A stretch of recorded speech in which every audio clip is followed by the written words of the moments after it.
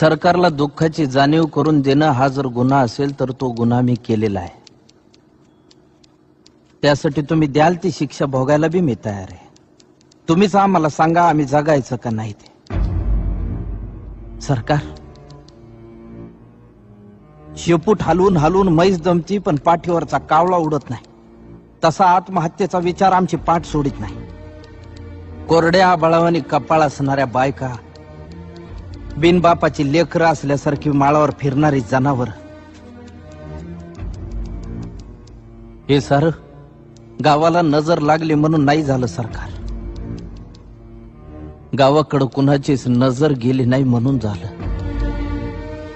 शिकलो नसतो तर किती सुखात राहिलो असतो. अन्यायाची जाणीवच झाली नसती. देवाचा कोप झाला असं समजून बसलो असतो अंधारात तुमच्या लाल दिव्याला हात जोडीत. गोचिडासारखे चिटकून बसले सातबाऱ्याला सावकार आणि बुजगावण्यासारखं उभं आहे सरकार. आभाळ वागतंय सावत्र आईवर, दुष्काळाचं कुरूप ठणकत चाललंय आणि शेतकऱ्यांसाठी कोंडवाडे बांधायचं ठरवून सरकार शांत झोपी गेलंय. देश महासत्ता होण्याचे स्वप्न बघण्यासाठी. खिचडीसाठी शाळेत जाणाऱ्या पोरानं चोरून आणलेले 2 घास खाताना त्याच्या बापाला अभिमान वाटावा पोराचा का स्वतःच्या जगण्याची लाज.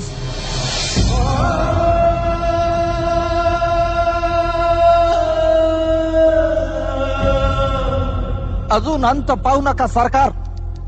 शेताचा मसनवाटा झालेला आहे.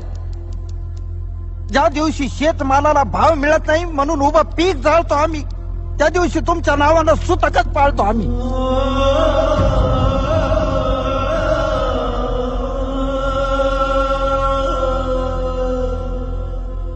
आता तरी विचार करा, नाहीतर 1 किलो गव्हासाठी तुम्ही 1 दिवस देश गहाण ठेवलेला असत.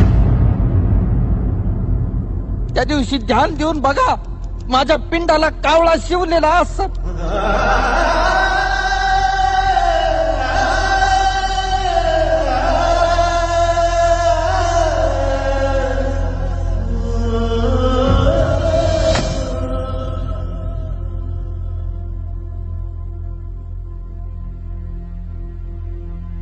माझी काहीच तक्रार नाही. पिकवणाराच उपाशी आहे. भूक